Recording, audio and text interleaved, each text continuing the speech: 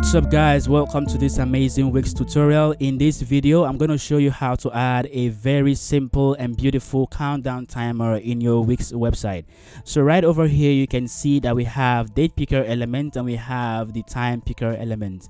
Now with this you have the freedom to choose any day and then any time to start your countdown or to end your countdown. So you can see that once you choose the day, it's going to start counting down from the date and also the time that you have selected. All right, so I'm going to show you how to add this. You can also check out my other tutorials on how to add a digital clock into your website and also how to add a stopwatch or a count up timer into your WIX website. So this, as you can see, the controls allows you to start or stop your count up or stopwatch timer. All right, but in this tutorial I'm going to show you how to actually use a countdown timer. All right, so before we get started, don't forget to check out my other tutorials. You can visit, the link is in the description below, and you can check out other amazing tutorials that you can make use of in your WIX website. All right, so let's get started. Before we get started, make sure to turn on your dev mode from right over here. You can turn that on and you can see you have your code panel displayed, and then you can also use other Velo elements. Before we go into the add section, don't forget that the date element and the time element are actually Velo elements. So they are found here in the input section, and that is the reason why you need to turn on your dev mode to access this section. All right, so under the selection you can find an option called the date and time. So the date picker, as you can see, we have a date picker section that has different preset designs that you can use. So you can do well to drag and drop any of these designs or preset that you like, and also you can also drag and drop any of the preset designs for your time picker. All right, so I went ahead to drag and drop my date picker, and the first thing I want to check out is the settings. So the settings, we have the field title, which I'm not going to use, and then we have the show initial text, which is the text you can see, or the placeholder text you can see right here. So you can choose to show nothing, you can choose to show today's date, and you can choose to show the preset, you can choose to show the placeholder text. So I want to show the placeholder text, and the reason is because I want to be able to choose a date before the countdown starts. If I choose today's date, when the page loads, the countdown is going to start automatically. So if you want that to happen, head here to the today's date, and then you can click on save, and the time or the countdown will start automatically. So I want to choose a placeholder text, and then I'm going to change that to select a date. Now you might notice in this section, which is this field is required, but notice that yours is checked. So you want to make sure that yours is unchecked because it's not a submission form, it's just an input for our countdown. And then right over here you can change the date format, and then next you want to head onto the calendar section. Right over here you notice that the show past dates is toggled off, and the reason is because a countdown timer is always supposed to count down to a time in the future. So we want to make sure that you disable past dates, and then you're only going to enable your future dates.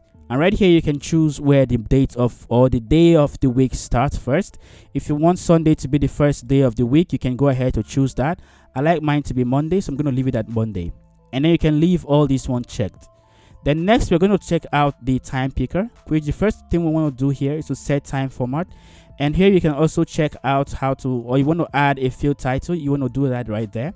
And you can choose the time format. I like mine to be 12 hour, at least I can know what time of the day is being displayed. And then you can also choose to use 24 hour. If you're familiar with 24-hour format, if that is easier for you, you can go ahead to use that. So I'm going to stick with mine, which is the 12-hour format. And right here we have the choose an input option. So here you can manually input your time, and here you can use these icons to either increase or decrease your time, and here you can use your drop down to select your time. All right, so this is where I have used the drop down because that is much easier for me.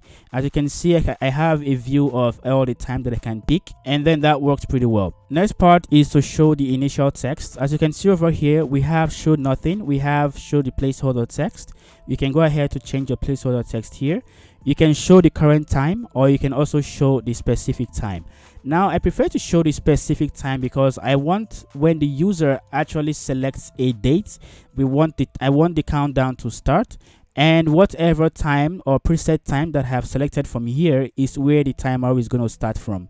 All right, and that time is actually a future time. So you can see that my placeholder or the initial text is 11:59 p.m. When I choose these dates, it's going to count down for this time, which is 11:59. All right, and then right over here we can see what time increments options we have. So when you click on that, you're going to see that we have all the options to display our timer. All right, so we have 11:01 p.m., 11:02, 11:03.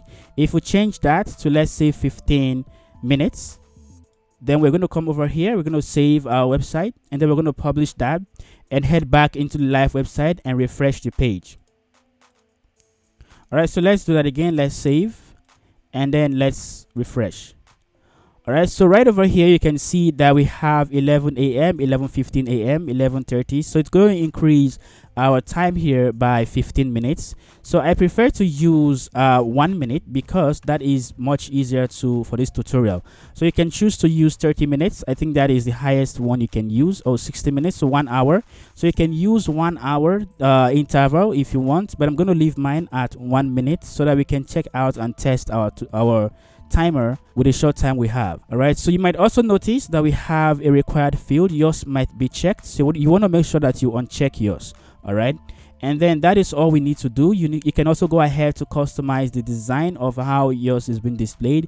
It's just as simple as how you design other elements on your website. This is just the amazing thing about Wix, using your Wix website.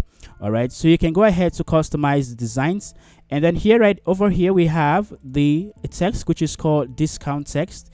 This text is going to display when the user selects a time in the past, or when the timer has actually reached the time that we have selected. So for example, when we head back into this website, I'm going to refresh this page for a moment. First, I'm going to save, and then I'm going to publish. And then here I'm going to refresh my page. So over here, if you notice, I'm going to select a date, for example 19. So I'm also going to select today's date, and then the time. Right now the time is 2 o'clock, so I'm going to choose let's see, it's almost 2 o'clock, so I'm going to choose, let's say, 2:02 p.m. All right, so I'm going to look for 2:02 p.m., which could be fine right over here. Yes. All right, so you can see that we have our timer counting down to the time I have selected, and that is also working with the current time being displayed. All right, so once the time reaches our target, which is at 2:02 p.m., we're going to find a text which is going to display here.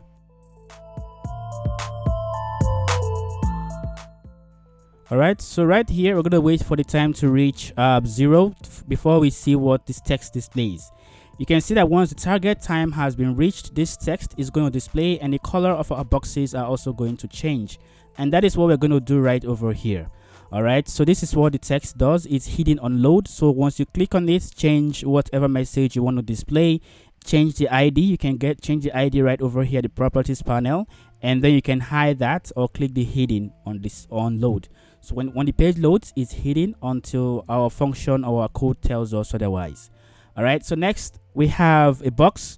So here you can just add a box from right over here, the plus. You can head to box and then drag and drop any of the box elements you want to use. And what I did was to reduce the opacity of my box. So I used the color black over here, which is 0000, and then reduce the opacity to 50. All right, this is what gives it the nice opacity, transparency you can see at the background. And then next I added the text. As you can see, this is a group text. If you click on that, that is a group because I have grouped two text elements together.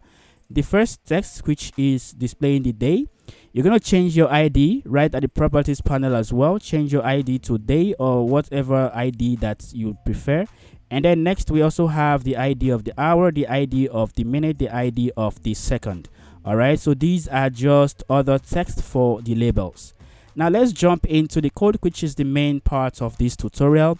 We're going to maximize our code panel, and right over here we have the first section, which is the onReady function section. So the first thing we have is the set interval function that allows our piece of code or any function in our code to run for a specific amount of time. In this case, we have a function which is called the update timer. Update timer is right over here, and it is the main function for our countdown timer. So we want that function to run for every 1000 milliseconds, which is also equal to 1 second. All right, and then next we have the unchanged event for our date picker and also our time picker. We want the action to start to process when we change or pick a date and also pick a time from both our date picker and our time picker. So next we have functions which are called date selected function. So this function, what it does is just to get the value of the date being selected, and we're going to save that date in this function. All right, so over here we're going to first of all initiate the value to be saved when we change our date picker, and then next we have our time selected function, also the same process. We are also going to initiate that when we change our time. So right here you can see a variable which is called date val, and then this is equal to the value which is then converted to our local date string. All right, so next we also have the time. For the time value, we have the value of our time being saved, and then we are here in the update timer, which is the main function that houses all the functionality for our countdown timer. I'm going to make these as easy as possible, so I'm going to briefly explain what each part does and what you need to change. All right, so the first part, what it does is this is the target time and date. All right, so this is where we save the date selected. So here we have the function. This is the date being selected, and then this is the time. So this here can also be changed, or we can call it the countdown date, and we can also call it the target date. All right, and then next we have the now. This is going to display, or this is the time of today, the time and date of today. All right, and then next we have date. We're going to subtract this date from this date. We're going to subtract our target date from our current day. All right, so that will make sure that the user does not select a previous day. If it is negative, then that means the time has been elapsed. If it is zero, exactly zero, then it means that the time has just elapsed. All right, so the next part we have our variables, which actually calculates our days, hours, our days here, hours, minutes, and then a second. And we're using math.floor because we want to get the highest integer in number. And here the next variables that we have is actually going to make sure that all our values have a 0 in front, or we have at least 2 digits our time values. So right here we can see that we have elapsed the time that we have selected. The time currently is 2:07. So if I go to, let's say, 2:08 p.m., you can see that we have 22 seconds. So let's go a little bit further because I want to display something here. You can see now we want to make sure that we have at least 2 digits displaying for our time values. So this has 2 digits. If we go to a further time, let's say 1 hour, you can see that this also has 2 digits. So that is what this function here does. The function here is called check time zeros, which we're going to see later on in the function or in the code. All right, so the next part is here, the conditional statement. Now this looks pretty long, but this is actually pretty easy. So what we want to do is, if the date being selected is greater than 0, or the date is a future date and the time is also a future time, then we want to display the time in our text element. So this is our text element. We have day, we have the hour, we have the minute, and we have the second. Now the IDs are just pretty easy to remember. You can click on these elements over here, and you can come over to your code panel. Here, the properties panel, you can change the ID. So my ID is set to day, so you can change it here, and also make sure that you change it here as well, here and here. All right, so if the date is a future date, then we want to do this. We want to display our time as it's supposed to be, and we also want to make sure we hide this text. This text is the discount text, which is right over here. So I have named the ID discount text, so you can go ahead to change that right here at the properties panel, and don't forget to make sure it is hidden on load. And then we're also going to change the background color of our boxes. So we have box 5, box 6, box 7, box 8. Those are the IDs. If you click on the box, you can see the IDs: box 5, box 6, box 7, box 8. All right, so that is what all this one does. You want to make sure that you change your IDs of your boxes here, and here we have the color, or the RGBA color of the boxes when they are changed. All right, so the next part that we're going to work on is else. So what if the time is a past date, or the time has elapsed? what do we want to do? What we want to do over here is to make sure that the day is showing 0 0, which is the ID of our date element, our day text element, our hour text element, our minutes, and then our second. We want to make sure that they all display 2-digit zeros. Now that is pretty an amazing way to make sure that the user can actually see when the time has elapsed. So currently the time is 2:10 p.m. and I'm going to set the time to, let's say, 2:11 p.m. So let's scroll right there to 2:11 p.m., which is right here. Now we can see the time is going to elapse at 18 seconds. All right. So once that elapsed, we're going to see some changes. Let's wait for that. So we're pretty close to the end of the countdown. Once that ends, we want our text to display 0 0. All right, and we also want to display this element, and we want to change the background color of our boxes. This will let you know that a time has elapsed and you need to actually choose a different time and date. All right, so that is what this section does. All right, so here again you can see that we show this element if the date is a past date, and then these boxes, we're also going to change their background color to red, which is something you can see right here. All right, so next part and the final part of this code is the check timer 0, which I have mentioned right over here. It is only going to make sure that our time values are actually 2 digits. If our values are less than 10, then we want to add a 0 in front of it and then display the value itself. So what if we set the timer at, let's say, before that, let's say after that. Now you can see we have a time for 4:21 p.m. We have the hour, we have the minute, and we have the seconds. Now you can see this value is less than 10, so we added a 0 in front of it. This value also is less than 10, we added a 0 in front of it.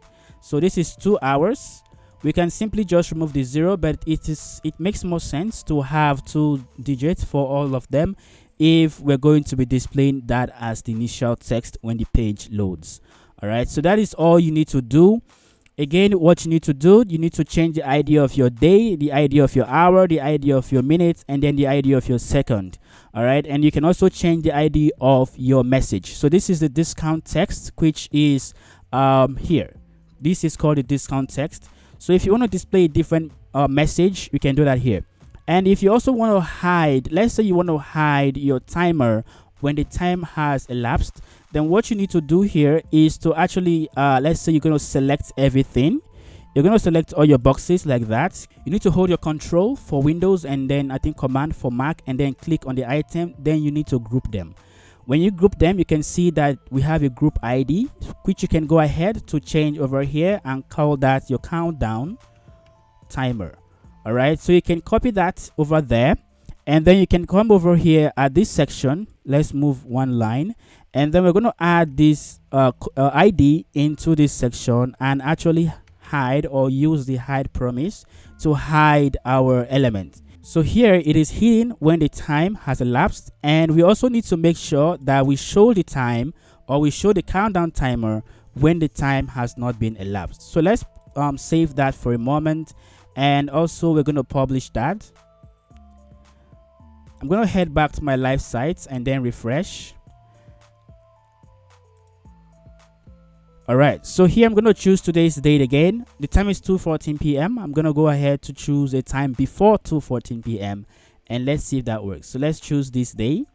You can see that our timer is hidden and our error message or the discount text is shown. If we choose a time after 2:14 p.m., let's see what happens. So let's choose 3:37. Our timer is back here and is displaying our time. All right, so this is where you can control what happens, what text shows. If you want to add more elements, more variables, just come over here. This section, I'm going to add a comment here. Add for valid time. All right, and then here I added one that says set countdown to default if the time is reached. Or we can just say add for invalid time. All right, so that makes more sense. So you can go ahead to check out what you need to add, what you need to remove for this section. But then I don't want to hide my timer. I want to make sure that it is shown. All right, so I'm just going to save that and publish. So that is all we have for this tutorial. If you want to check out my tutorial for how to add a digital clock, don't forget to check out. The link is there in the description below. You can come over here to copy the link. Don't forget to also check out my website, which is called wixgenius.com. So you are the genius here. You can come over here and make use of this code, and you're also going to apply genius designs and genius ideas into your Wix website. All right, so I really do hope you enjoyed this video tutorial. Don't forget to click on that subscribe button if you haven't done so, and also click on the notification to make sure you're notified when I release awesome videos like this. All right, thank you very much, and see you in the next tutorial. Bye bye.